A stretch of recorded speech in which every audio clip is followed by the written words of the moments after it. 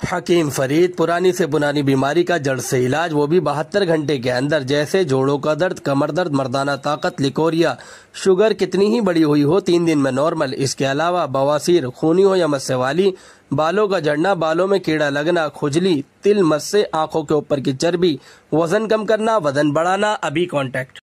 लड़ेंगे जीतेंगे, लड़ेंगे जीतेंगे। तो ये अंगड़ाई है, आगे तो लड़ाई है, अभी तो ये अंगड़ाई है, आगे तो लड़ाई है। All India Muslim personal law board जिंदाबाद जिंदाबाद, मुस्लिम पर्सनल लॉ बोर्ड जिंदाबाद जिंदाबाद। अस्सलाम वालेकुम। वक्फ कानून का फैसला सुप्रीम कोर्ट में दाखिल था और चीफ जस्टिस ऑफ इंडिया ने इस पर फैसला दिया है। अभी उम्मीद की सिर्फ किरण नज़र आई, पूरी तरह मुतमईन नहीं है हम। और जलगांव वक्फ कमेटी इस फैसले का भी दिल से खैर मकदम करते हैं और सुप्रीम कमेटी का भी हम शुक्रिया अदा करते हैं। अस्सलाम वालेकुम।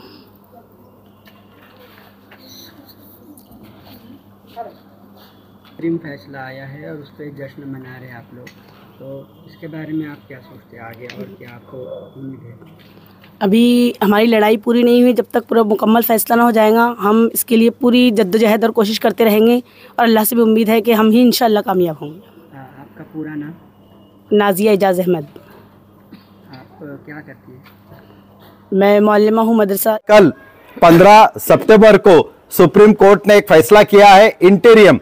अभी पूरा हमारा अदालत का जो हमारा झगड़ा है, अदालत में जो हमारी कार्रवाई वो अभी चालू रहेगी, लेकिन सुप्रीम कोर्ट ने इमीडिएट 5 चीजों पे हमको स्टे दिया है कि वक्फ कायदे में जो सरकार ने ये कहा था कि वक्फ कायदा कौन कैंसिल कर सकता है, ये हमारी ताकत है, ये हमारा कहना है, ऐसा संसद में हमारे गृह मंत्री ने कहा था। तो अल्हम्दुलिल्लाह सुम्मा अल्हम्दुलिल्लाह सुप्रीम कोर्ट ने कल ये बता दिया कि संसद अगर कायदे बना सकती है तो गार्डियन करके जो सुप्रीम कोर्ट है, कॉन्स्टिट्यूशन ऑफ गार्डियन जिसे कहा जाता, वो सुप्रीम कोर्ट है। और सुप्रीम कोर्ट ने कल उन 5 चीजों को स्टे दिया है, जिसमें सबसे पहले यह था कि वक्फ कायदे में जो वक्फ बाय यूजर था, जो हमारी 300, 400, 200, 300 साल पहले की जो मसाजिदें थी, कब्रस्तान थे, हमारी दरगाहें थी, हमारे खानकाहें थे, उनको किसी तरह की नोंदणी रजिस्ट्रेशन वो कंपलसरी नहीं था, कंपलसरी था, वो उन्होंने नहीं माना कि इतने जूने को नहीं होगा। दूसरा उन्होंने कहा कि हर एक मुसलमान अपनी जायदाद को वक्फ कर सकता है, जिसके लिए ये जरूरी नहीं कि वो 5 साल का प्रैक्टिसिंग मुसलमान होना चाहिए। ये हमारे पे उन्होंने बहुत बड़ा ये लगा दिया था कि मुसलमान होना चाहिए लेकिन 5 साल वो दीनदार होना चाहिए। अब उसकी डेफिनेशन कैसी हो? नमाजी होना चाहिए, रोजेदार होना चाहिए, जकाती होना चाहिए, हज होना चाहिए, इसलिए वो भी हटा दी सुप्रीम कोर्ट ने।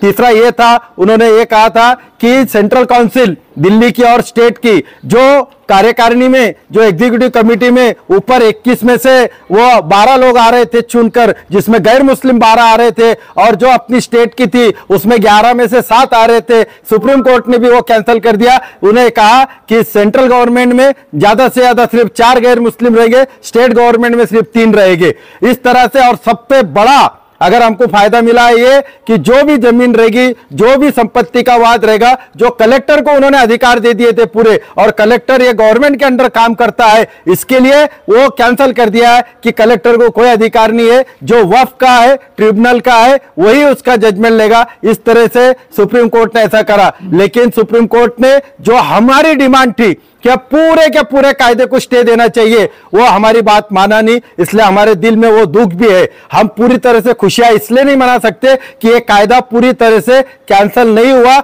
स्टे नहीं मिला, केस चालू रहेगी। और आगे जो हमारी 41 डिमांड है इस कायदे के बारे में, अभी उन्होंने सिर्फ 5 डिमांड पर अपना फैसला सुनाया है, 41 डिमांड पे हमारा फैसला होगा इंशाअल्लाह। तो वो उसके लिए हमको दुआ की भी जरूरत है, हमको रास्ते पे आने की भी जरूरत है, और हमको कोर्ट में लड़ने की भी जरूरत है। तो इंशाअल्लाह आप सब रास्ते पे आएंगे ना?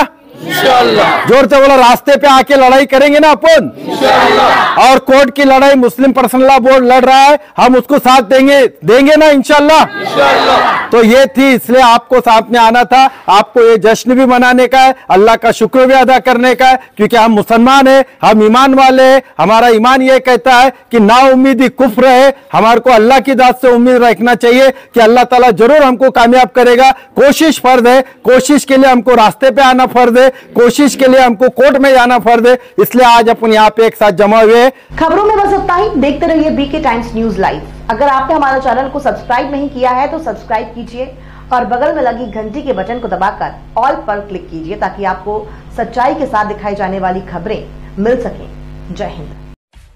सब्सक्राइब कीजिए हमारे चैनल को और बेल आइकॉन को दबाइए हमारे